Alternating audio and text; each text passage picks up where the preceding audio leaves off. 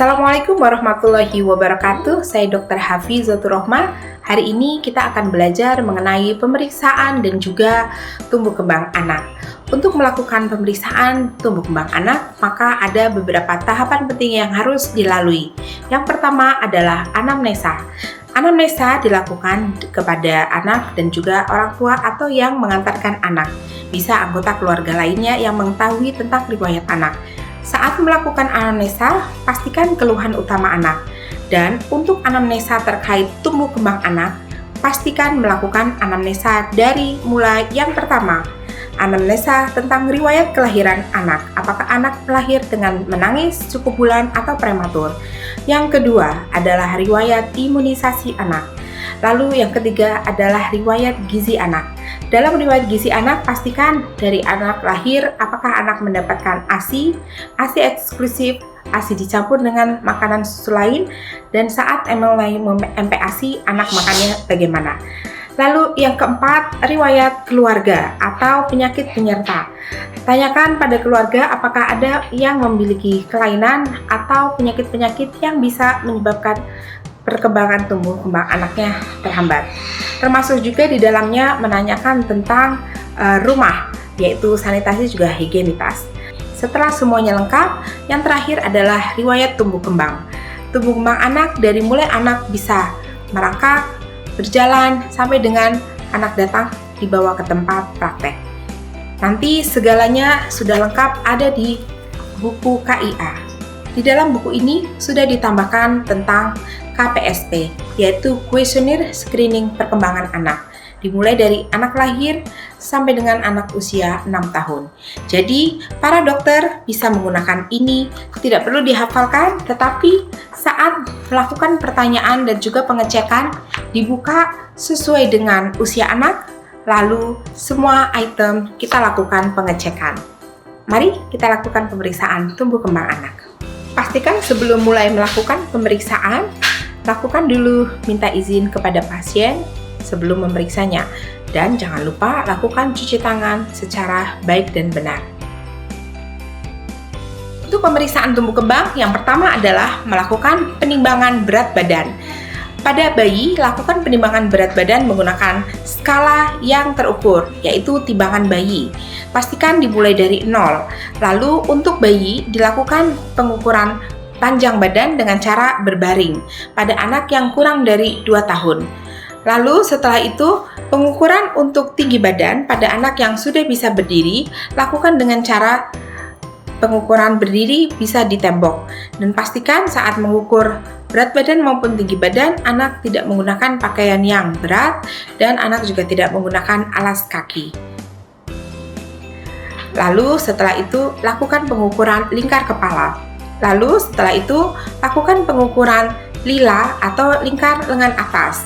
Seluruh hasil pemeriksaan berat badan, tinggi badan, lingkar kepala maupun lila sudah ada di dalam buku KIA. Selalu lakukan plot ke dalam kurva sehingga mengerti anak termasuk dalam gizi kurus, gizi baik, atau gizi obesitas kegemukan. Ya, Nenek, tadi kita sudah ukur berat badan adik Salma 17,8 kg dengan tinggi badannya 110 cm. Untuk lingkar kepalanya 50 cm dan lingkar lengan atasnya 15,5 cm. Nah, ini Nek, saya tunjukkan ke Nenek untuk grafiknya ya. Umurnya pas 5 tahun ya. Nah, ini berat badannya saat ini ada di sini Nek. Nah, ini ada di garis hijau, artinya masih baik. Kalau berat badan Salma 14 kg, artinya kurang. Jadi 17,8 untuk adik Salma masih berat badan yang oke. Nah, lalu ini kurva berat badan, kurva tinggi badan berdasarkan umurnya Nek. Untuk tinggi adik Salma 110 cm, Nenek lihat ada di sini di tempat grafik hijau. Artinya tinggi dan berat badannya masih normal ya. Jadi tidak kecil seperti yang dibilang oleh tetangganya ya.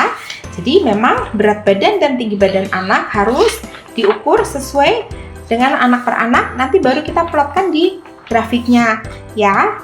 Lalu untuk lingkar kepala dan juga lilanya masih normal.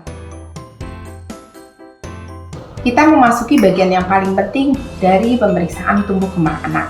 Jangan lupa selalu menggunakan buku KIA untuk memeriksa tumbuh kembang anak. Saat ini buku KIA yang terbaru sudah ada KPSP, yaitu Kuesioner Pra-Screening Perkembangan. Ini bisa kita gunakan dari mulai bayi baru lahir sampai dengan usia 6 tahun. Dan di sini kita bisa melakukan SDI-DTK, yaitu stimulasi deteksi interferensi dini tumbuh kembang. Ya, apabila dalam kita melakukan screening menggunakan buku ini atau KPSP, anaknya bisa menjawab 9-10 pertanyaan, maka itu sesuai dengan tahapan tumbuh kembang anak. Jika anak hanya mampu menjawab 7-8 pertanyaan saja, maka meragukan. Bisa jadi saat anak diperiksa dia dalam kondisi yang tidak fit atau anak mengantuk, maka lakukan pengulangan di minggu berikutnya ketika anak sudah bisa lebih kooperatif. Jika screening KPSP skornya yang benar dilakukan oleh anak hanya 6 atau kurang dari 6, maka artinya memang ada penyimpangan dan harus dirujuk ke dokter spesialis anak. Dengan menggunakan buku KPSP dari KIA, kita lakukan pemeriksaan tumbuh kembang. Untuk anak usia 5 sampai dengan 6 tahun, yang pertama kita lakukan anak bisa berjalan lurus. Adik Salma, ayo kita coba jalan menuju ke sana ya. Bu. Ya, silakan. Nggak bisa. Ya, lalu yang kedua, anak bisa mengangkat berdiri satu kaki selama 11 detik. Coba, adik Salma kakinya diangkat satu. Ya, oke. Tahan dulu selama 11 detik. Ya, 3, 4, 5, 6, 7, 8, 9, 10, 11. Oke. Untuk KPSP yang ketiga, anak bisa menggambar orang 6 bagian.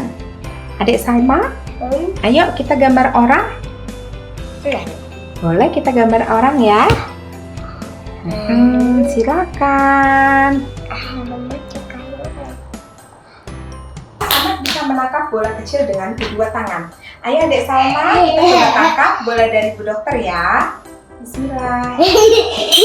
Untuk KPSP yang kelima adalah anak mampu menggambar segi 4. Kak Salma, ayo kita gambar segi 4. Nah, boleh gambar di sini segi 4-nya. Yang besar. Boleh, silakan. Terima kasih. Boleh. Oke. Sekarang kita lanjut ke KPSP yang keenam, yaitu anak mengerti lawan kata. Kak Salma, nanti Bu Dokter mau sebutkan kata cantik, lawan katanya jelek. Oke, nanti kalau Bu Dokter sebutkan ada kata, Kak Salma lanjutin ya. Siap? Lawan katanya panas. Oke, lawan katanya pendek. Panjang. Oke, lawan katanya kurus. Ya, lawan katanya pintar. Bodoh. Ya, terima kasih. Untuk pertanyaan KPSP yang ketujuh, anak mampu memahami pertanyaan dari kita sebanyak 7 kata yang disambung. Kak Salma, sekarang Bu Dokter mau tanya lagi ya. Oke. Kak Salma, hari ini Kak Salma jalan-jalan kemana aja? Boleh dijelasin naik apa? Waktu mau ke sini? Mobil. Terus waktu mau ke sini, Kak Salma apa ada mampir? Pergi kemana dulu baru ke sini? Coba cerita ke Tante Dokter. Ke kampus. Terus? Udah. Oke, terima kasih ya. Untuk KPSP yang ke-8, pertanyaannya adalah anak mampu memahami fungsi benda itu terbuat dari apa? Nah, Kak Salma, yang Kak Salma pegang ini namanya apa? Pulpen. Oke, untuk apa sih pulpen itu? Untuk menggambar. Ya, tahu nggak pulpen itu dibuat dari apa? Enggak tahu. Nah, terus kalau misalnya ini yang Kak Salma untuk menulis, ini disebut apa ya? Kertas.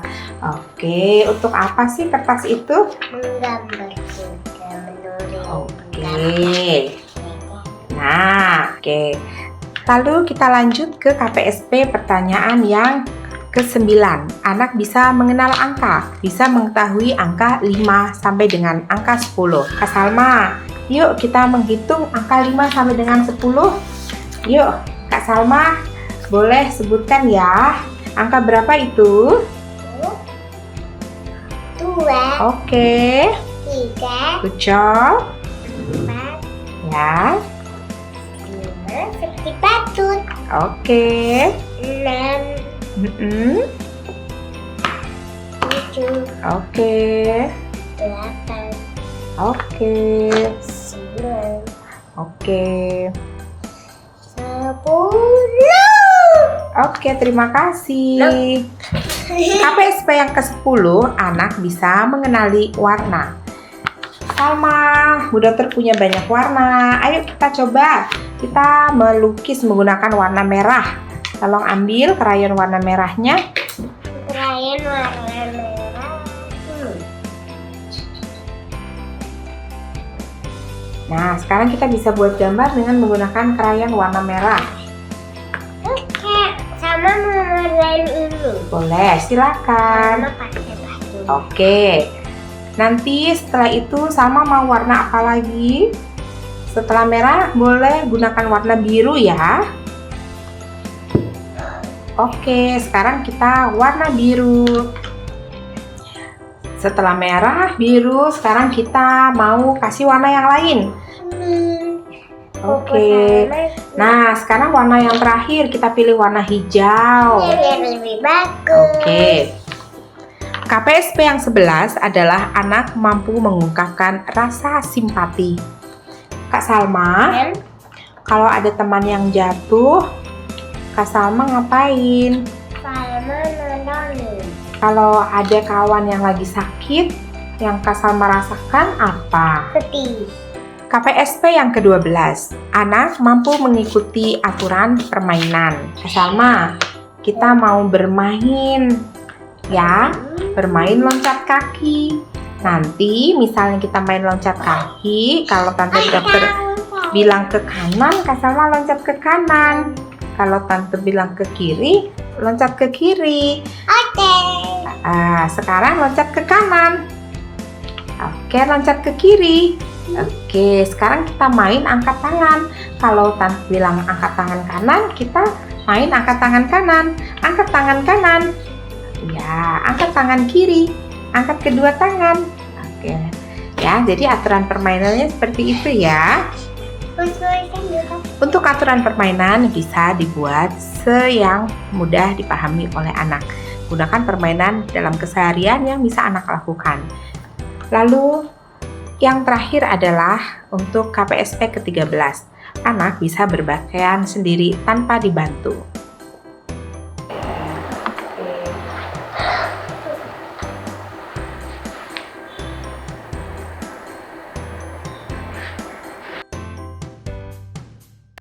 Nah, Nenek, tadi kita sudah periksa untuk berat badan, tinggi badan, lingkar kepala, juga lingkar lengan atasnya, semua masih dalam batasan normal.